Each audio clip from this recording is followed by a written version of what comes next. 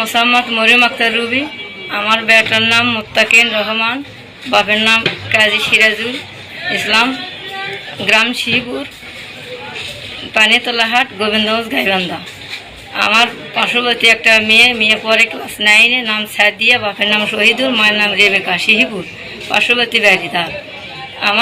আমার ছেলে পরে ক্লাস 8-এ, মুত্তাকিন। তো এই মেয়ে প্রলোভন দিয়ে আমার ছেলেকে কালকে সন্ধ্যার দিকে নিয়ে বগুড়াতে যায় তার ফুফুর বাসা। তার ফুফুর নাম আম্বিয়া, তার স্বামীর বাড়ি দাঁড়িয়ে কুপে নন্দীপুর, এখানে তার বাবার বাড়ি। সেই শহীদুল বোন, আপন বোন, তো বোনের বাসাতেই মনে হয় আছে, আমার মনে হয় সেখানে আছে, ঘোড়াধাপ বগুড়াতে। অন্য একটা ছেলে আমাকে লোকেশন দিল যে 1050 টাকা আপনি ব্যবস্থা করেন, তাহলে বিয়ে শাদী দিবে না, এই অবস্থাতে তোমার ছেলেকে উদ্ধার করে দিব। তা ওই ঘোড়াধাপ, ওই মেয়েটা হলো চাকরি করার, ফুফু চাকরি করে প্রাণ কোম্পানি, মেয়ে আম্বিয়ে, যার নাম আম্বিয়ে, সেই মেয়েটা চাকরি করে ওখানে। আমার ছেলে আর ওই মেয়েটা আছে যার নাম সাদিয়া, আমার ছেলেটাকে নিয়ে গেছে।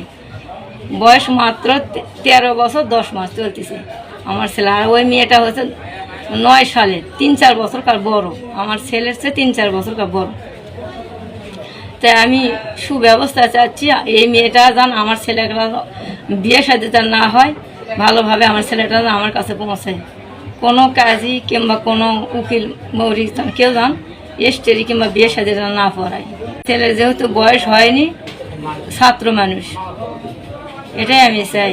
সবার কাছে এলাকাবাসী সবাই সহযোগিতা করেন আমার এই ছেলেটাকে উদ্ধার করার জন্য। আসসালামু আলাইকুম।